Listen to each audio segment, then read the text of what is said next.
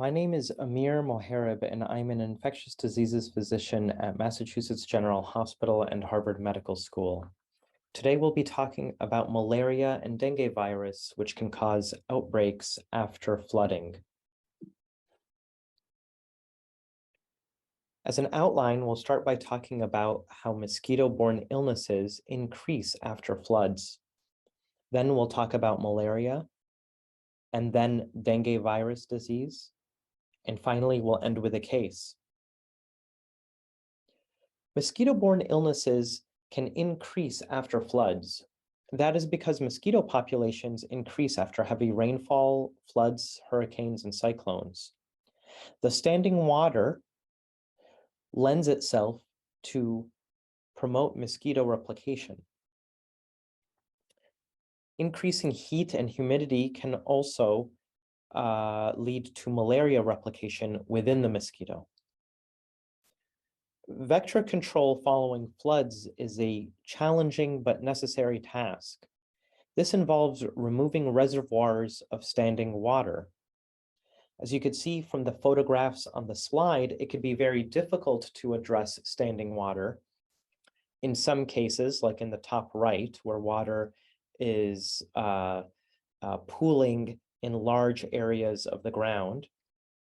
But in cases where water pools in buckets and tires and pots and other outdoor reservoirs, we can greatly reduce the mosquito population by turning these reservoirs over and making sure that no water collects in them. In addition to removing reservoirs of standing water, vector control using mosquito protection is very important after floods. This includes using insect repellent, long, loose, light-colored clothing, insect screens, and mosquito nets, especially in the home and at times of sleeping. Malaria is one of the leading causes of death worldwide, especially among children. More than 600,000 deaths per year are attributable to malaria. Malaria is particularly severe in vulnerable patient groups, such as young children, pregnant women, travelers and migrants, and people who have not been previously exposed to malaria. That's because these groups of people have less immunity to the parasite and may be more susceptible to progressing to severe disease. Malaria has been increasing in Pakistan this year. Between January and August of 2022, more than 3.4 million suspected cases of malaria were reported. This is a large increase since 2021, when only 2.6 million cases were reported for the whole year. And the provinces that were most heavily affected from June to August of 2022 were those that were most heavily affected by the floods at that time. But now, of course, much of the country has been affected by the floods and malaria. Malaria is transmitted by the Anopheles mosquitoes.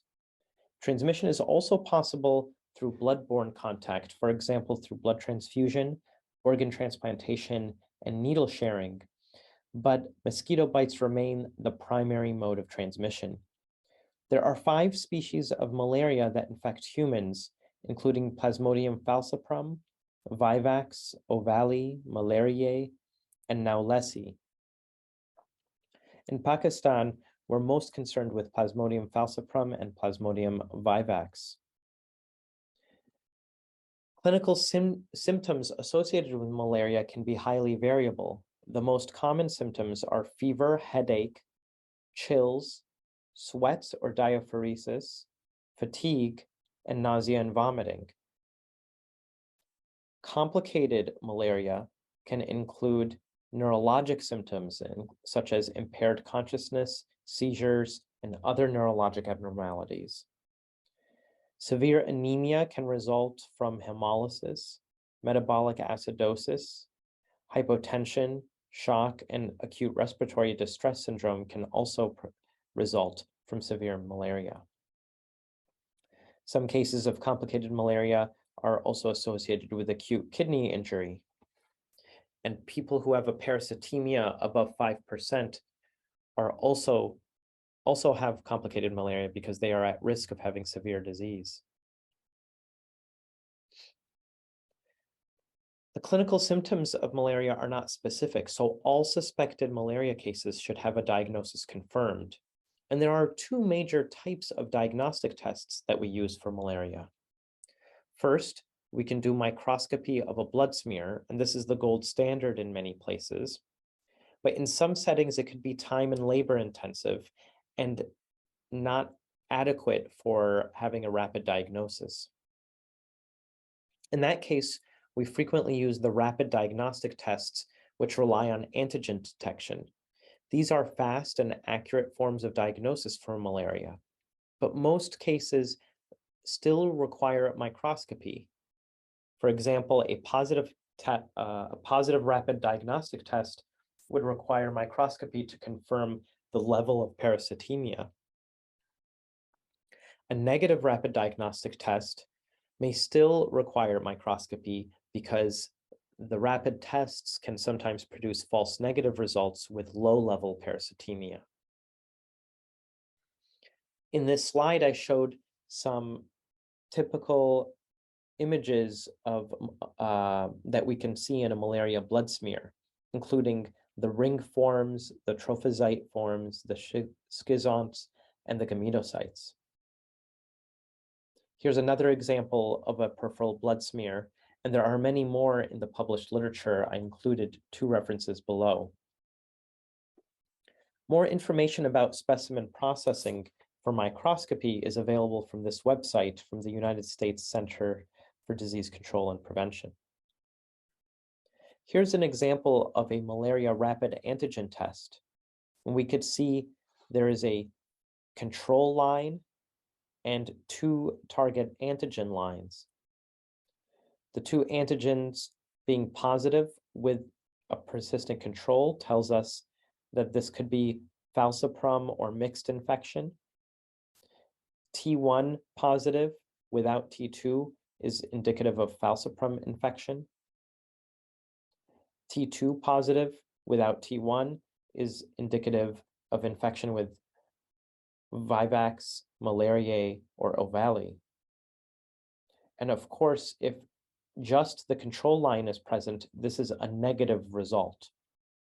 In cases where the rapid antigen testing does not reveal a control line, the results should be discarded because the test is not of high quality. We should start treatment for malaria as soon as a diagnosis is made. There are some cases in which we may even want to empirically treat for malaria before we have a confirmed diagnosis.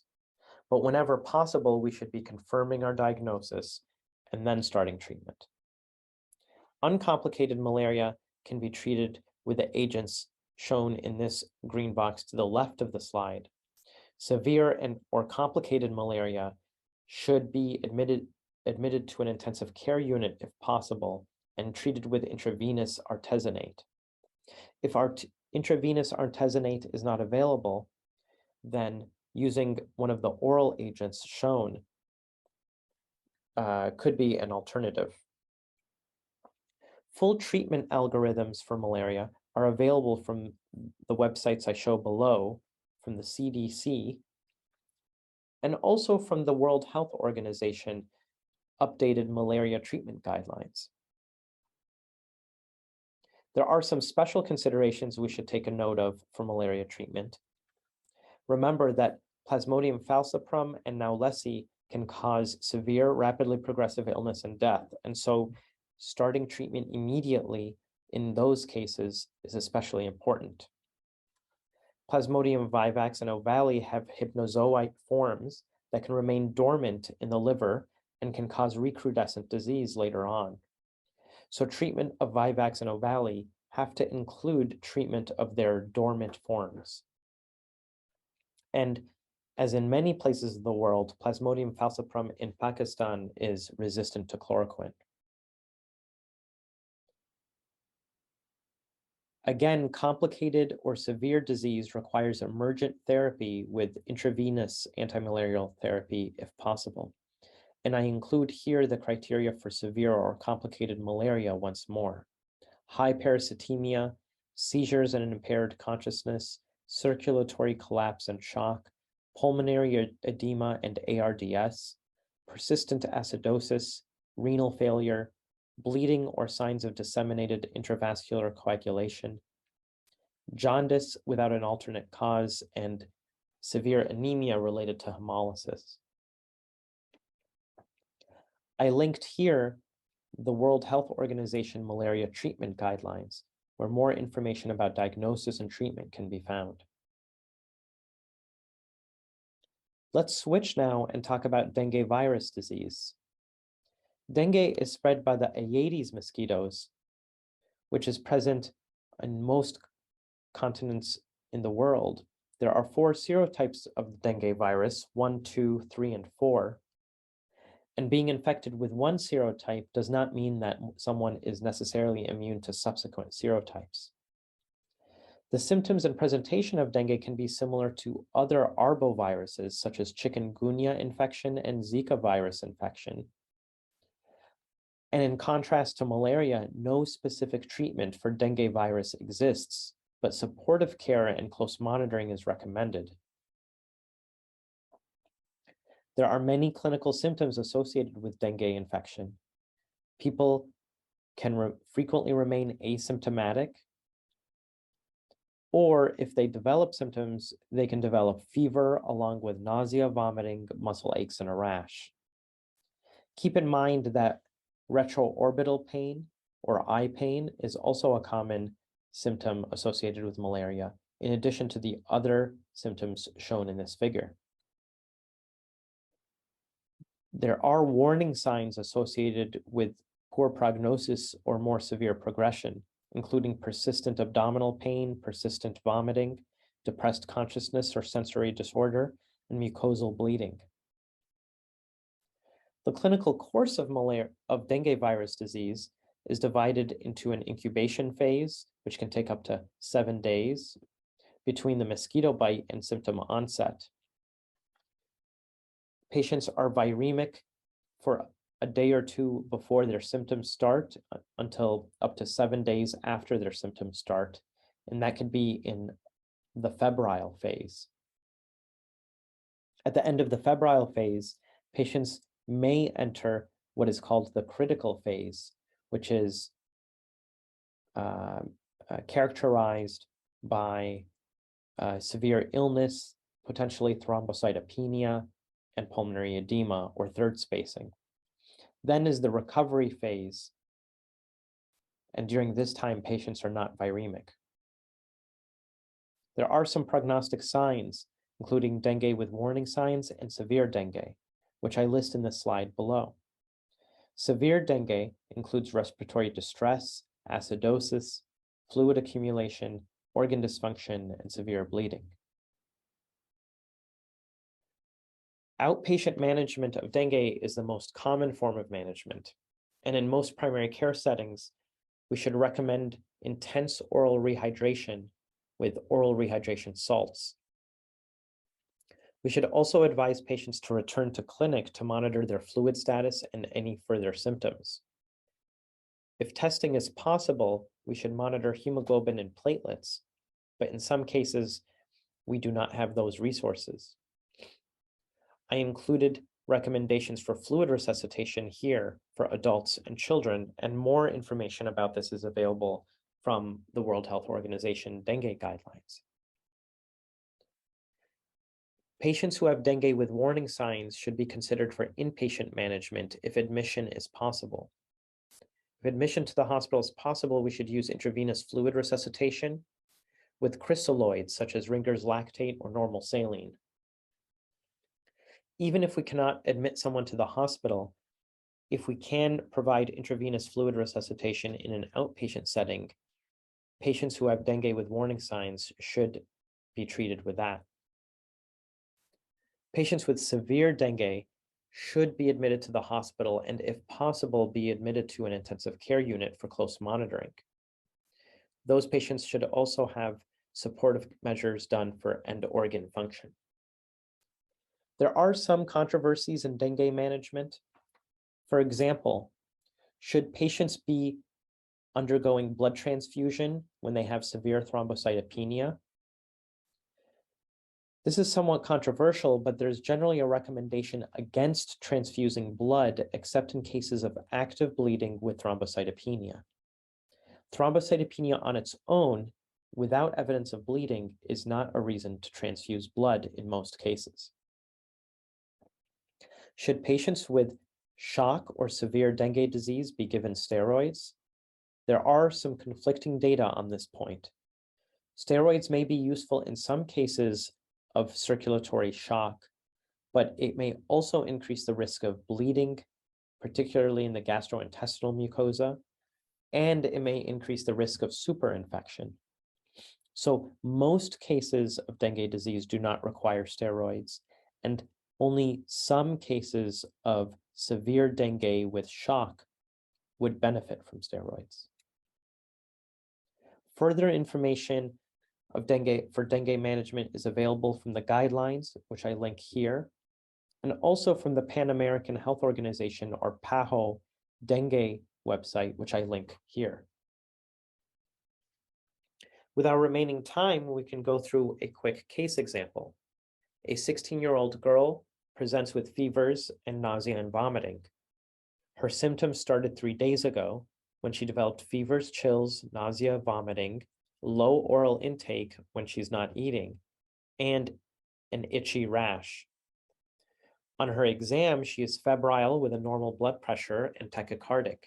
She's alert, oriented, fatigued, but has a normal mental status. She does have pain with some eye movements, but the rest of her neurologic exam is normal, and she has no abdominal pain.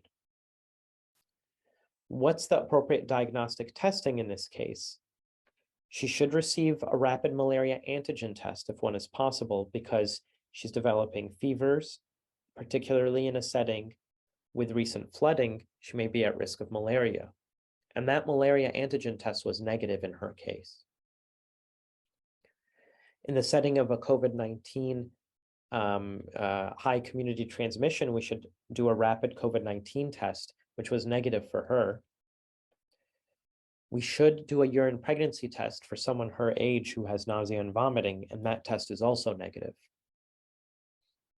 If a rapid dengue test is available, she should have that tested, and in her case, it was positive.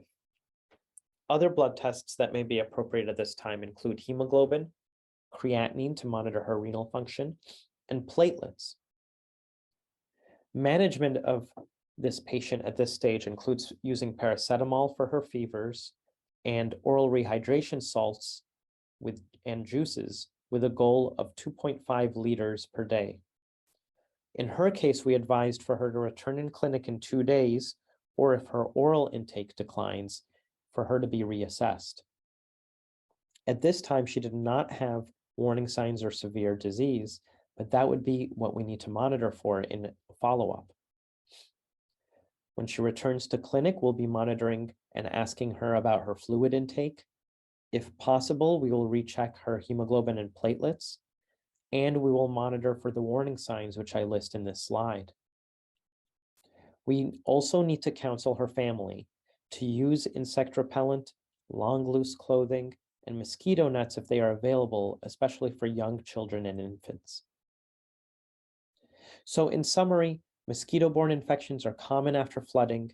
Malaria and dengue are 2 important infections to keep in mind when we see patients with fevers after floods. Malaria and dengue have very different treatment approaches, so early diagnosis is critical. The World Health Organization and the US CDC have resources to help us guide the treatment of both of these conditions. Thank you for your attention. This is my information, including my email address, and I welcome any questions or further discussion about these topics. Thank you.